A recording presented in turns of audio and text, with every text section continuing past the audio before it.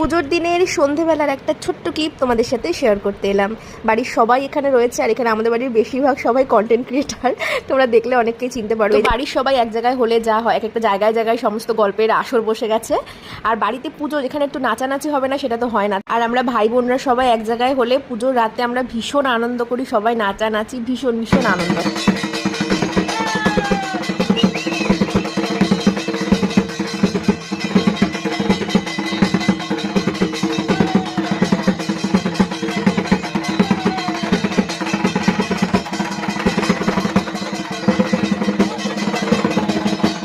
আর এদিকে ঠাকুরমশাই মনসা পুজো শেষ করে মায়ের পুজোর গোছানো সব শুরু করেছে। আর এদিকে দেখো আমার দাদাভাই নৈবেদ্য বাড়ছে। 108টা নৈবেদ্য তৈরি করা হয় মার জন্য, যেটা বাড়ির কোনো ছেলেকেই তৈরি করতে হয়। তো দাদাভাই ওই জন্য ওগুলো সব তৈরি করছে। আর আমাদের বাড়িতে মায়ের পুজো শুরু হওয়ার আগে মা মনসার পুজো হয়, তারপরে মায়ের পুজো শুরু হয়। তো এই যে এদিকে পুজো মোটামুটি শুরু হয়ে গেছে, অনেকটা সময় লাগে। আমাদের পুজো শেষ হয় পুরো ভোরবেলা, মানে 4টে সাড়ে 4টে বাজে, তখন আমাদের যজ্ঞ শেষ হয়।